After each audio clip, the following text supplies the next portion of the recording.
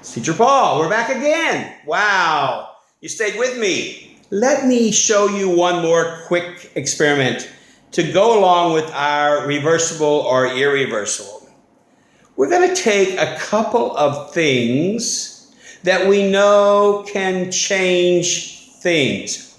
We already know that water is reversible, that we can make it into something else and return it back to water. Make it into ice, return it back to water. So let's see about a different approach. What if we took this water, put it in a glass, and added an ingredient to make a chemical change that is irreversible. There we go. I'm pouring water into the glass, as you can see. All right. Now, just to show you it's plain water, I'm going to take a little drink. Nice.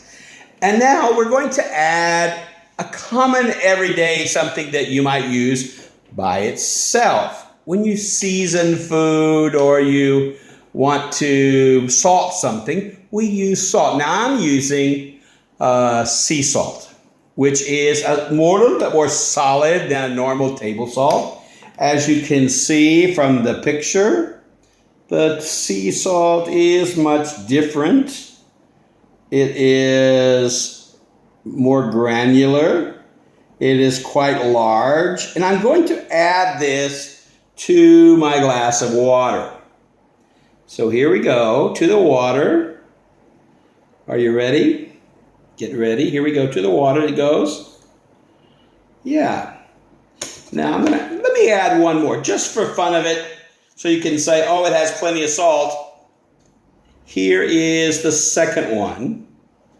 As you can see it, it's full of salts. Very big, large spoonful. And I'm going to add it now to the water. Here we go, down it goes. And then I'm going to stir it. Now in the stirring process, as you can see, the salt dissolves.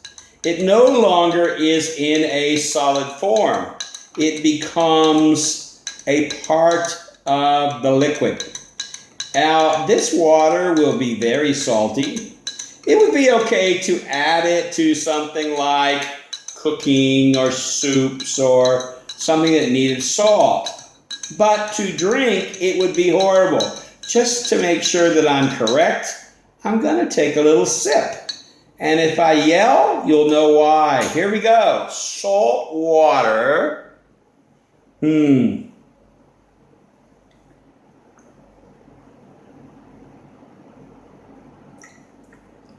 Horrible. Horrible. Don't try this at home. Now, if you have a sore throat, it might be good for your sore throat to gargle with. But drinking it can cause you some problems. So, as you can see, it completely dissolved. There is no salt particles in the bottom of the glass. It's completely gone. But it will not, I cannot return it back to the salt. I cannot take the salt out of the water and return it. So it is an irreversible experiment. Irreversible. Cannot change it once it's been added. So there's two things that we can think of that are irreversible or are reversible. Let's take a look now at one more thing. One more. Shall we?